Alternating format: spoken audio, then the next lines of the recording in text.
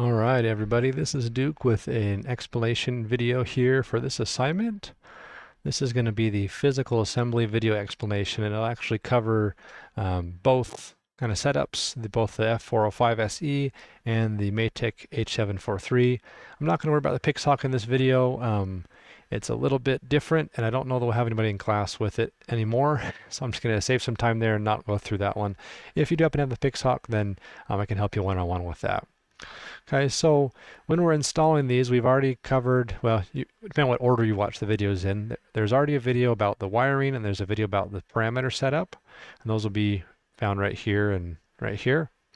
This is the physical assembly video explanation. So we're going to go over to our camera here and take a look at the desk, okay?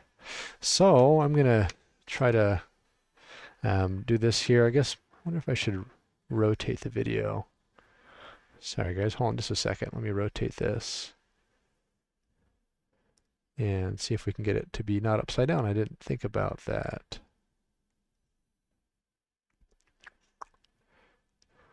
There we go.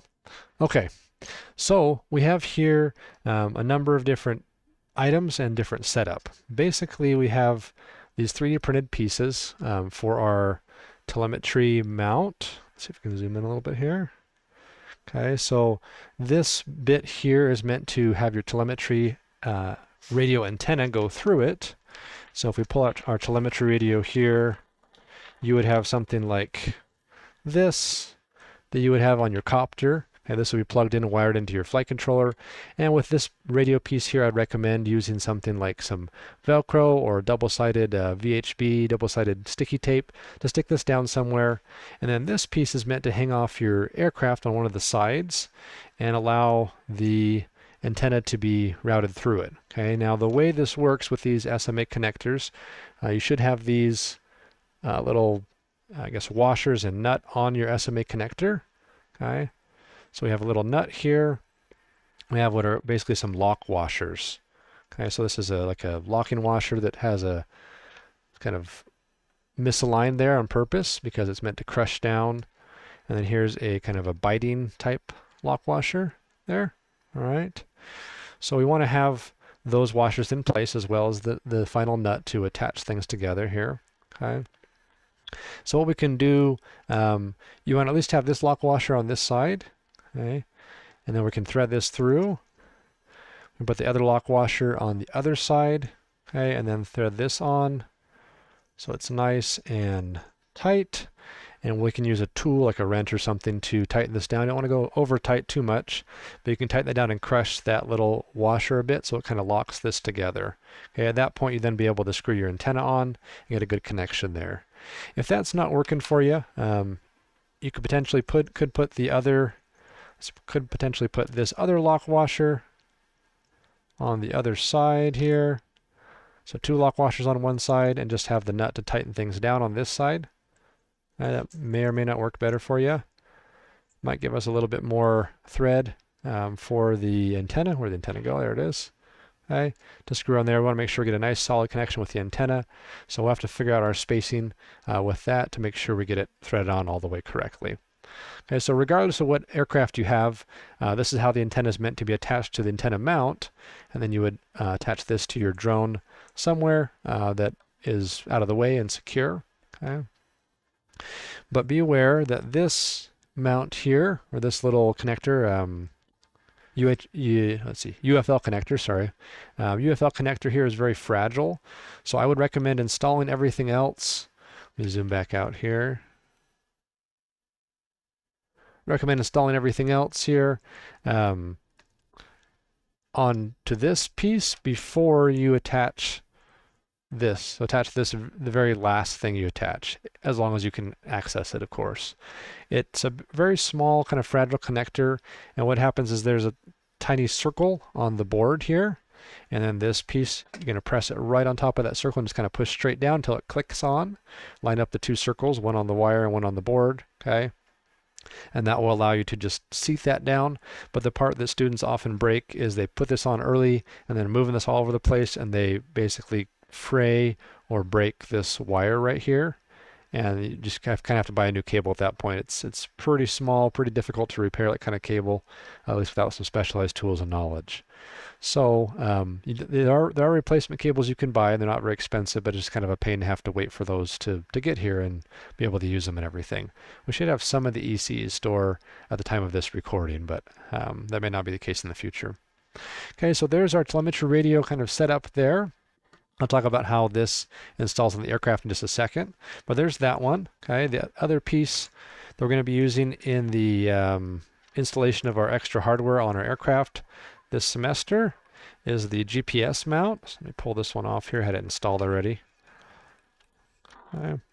And the GPS mount is also 3D printed. Okay. And it's just a little kind of stand thing that would stand up on your aircraft, and the GPS will go right in here. So here's our little GPS unit. Okay. Once this is all plugged in and wired up and everything, you can heat shrink over it. Some clear heat shrink, get some double-sided tape, kind of slide/stick it right in there, and that'll be its little area to sit in for the flight of your quadcopter. Okay, should stay in pretty well with that double-sided tape. So even though this is a little bit loose right now, with the heat shrink on it as well as the double-sided tape, should be a little bit more of a snug fit and slide right into that spot there. Okay, so that should be pretty straightforward with that one. All right, so now to the point of how do we install this piece and this piece on our aircraft, right? So first I'm going to do the S500 with the Maytech 405. This will apply to some Pixhawk stuff as well. This is a top plate from the S500. Okay, and what we're going to do with this, we're going to take our GPS mount. It's going to get mounted right up here in these two slots. Okay, you can mount it other places perhaps, but it fits right in those slots, so it works pretty well right in the center of the aircraft. Okay, and if we go over to our web page here for a second, we see that we're looking for here some M3x10 screws for the telemetry mounts and some M3x8 screws, which are for the GPS mount. So let's go back to the dot cam. If I take an M3x8 screw, okay, which should be, let me double check here, this guy. It's going to be backwards, I think, on the camera because I had to flip it, but that's okay. Okay, so this is an 8mm screw. So this screw on both sides is going to go up. You have to take the top plate off your drone anyways to do some of the wiring. So you take the top plate off, run the screw up through the bottom here, run it through the mount. Okay, zoom in a little bit. Okay, up through the mount, and then the nylock M3 nut here would just go on top here. And you would, of course, tighten that down with some tools, but you put one of those kind of sets on each side and try to get it as centered as possible. We'll move around since there's slots, but try to get it as centered as possible over the middle of the aircraft and aligned side to side as well. Okay, so again, that's the M3x8, so I work pretty well for that. You can use an M3x10 if you want to, just stick out a little bit more out of the lock nut there, but no big deal if you don't care about that. Use an M3x10. You do want to use the button head screws on this one because there's such a tight clearance on most of your builds.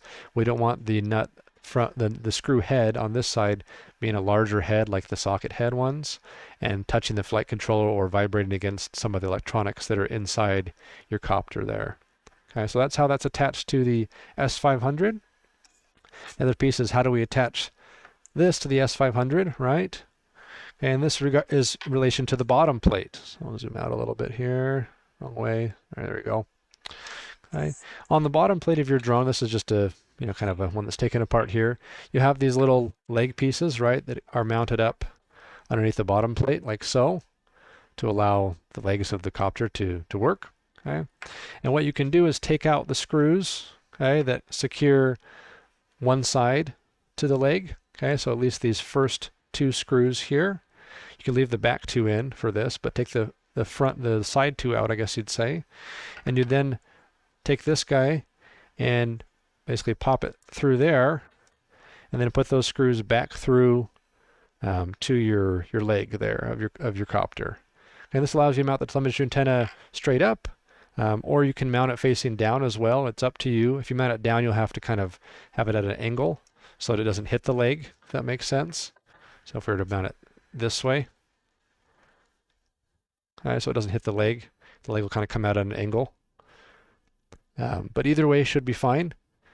and you'll just use those same screws, these M3 by 10s in this case, to go through that extra little distance of the 3D print and then go into the thread inserts on the leg of the copter. So hopefully that makes sense for your S500 folks who have that build. And basically that's all there is to it. That's why I listed those screws there, the M3 by 8s, the M3 by 10s. Okay. The other side of things, on the X500, I have an assembled one here. Try to show you a little bit more on this one. Okay, so the X500 has lots of extra mounting holes and stuff on the top plate as well as some on the bottom plate. You should be able to do the same type of mount on the bottom plate if you would like to do so for the telemetry antenna. Okay, so here on the side, take out those two screws. Let's see here, how am I going to show this? Take out these two screws here and here, replace them with the mount and longer screws. Sorry, it's just not the right angle there. Longer screws there, and just screw it back in. You can do that if you'd like. Okay, the antenna sticks out far enough, it should clear the top plate. If you install this on the bottom plate, you can still clear the plate there, if that makes sense. Sorry, I'm getting this all backwards with the camera here, but it should still be able to clear this top plate if you attach it on the bottom. Or alternatively, you can just attach it on the top. There's some holes drilled in the top plate that will allow you to attach it up there. In that case, you just need to use some nylock on the back, some nylock nuts on the back of this top plate here to secure the mount onto the top plate. So either or should work just fine for the telemetry mount for this one. Okay, we'll take that off there. And same thing, you just secure this radio, in a good spot on the aircraft. You can stick it up underneath, you can stick it on the bottom plate. As long as it's secure and out of the way and the wiring's not a huge mess, then you should be good to go. And with our 3D printed mount on this X500, okay, let me get this one off here, off the other mount. So I gotta use my screwdriver. There we go. Okay, on this other one here, the X500 plate's a little bit thicker than the S500 plate. Okay, so I would recommend using a M3 by 10 screw. You can use M3 by 8 as well. It should work. It's just a little bit tight, a little bit short. Okay, and this should be the front of your copter, so this will go up in the front. You could also put it in the back if you like. Okay, there's mounts for both spots. These larger holes are 3mm holes here or here. Okay, and you just basically mount it just like that. Your little GPS unit will slide in there. Okay, once it's all wired up and heat shrunk up and everything, you can run the wiring around down the side or over this way. However you want to do that, you could mount it back here and you can run it through this little hole in the back. That would probably be a pretty good option actually. Okay, wherever you decide to mount it, you use those screws, kind of the same as the telemetry mount. You're going to run them down through the GPS mount here into the hole. And then you'll put a nylock nut here on the back side of that screw so that the mount is secure on the copter. Okay. So hopefully that makes sense and helps you understand how to mount these physically. Again, wire routing is kind of up to you, but I would recommend twisting the wires like you see some of these wires. Helps them stay together and not get all frayed all over the place. You can also put little pieces of heat shrink kind of along the wires, a little to kind of wrap it so it doesn't come apart and get frayed. Be careful routing it really tightly over the side of a piece of carbon because that's relatively sharp. Okay, I would route it either a little bit more loosely, or we can use some tape on like the side there and kind of, I guess, make that edge not so sharp. Some electrical tape to kind of route on that side. You can put it in place with zip ties to kind of hold it away from the edge so it's not rubbing. Okay, but however you're going to do it, just make sure you keep it clean, keep it easy to follow, and don't have wires that are hanging around that are going to get into the props or anything like that. So, all right, hopefully that explains a little bit more of how this layout is supposed to go here. I wouldn't recommend using the M3 standard nuts unless you really want to for some reason use those with Loctite. I prefer the nylocks if I can use them, it's just easier.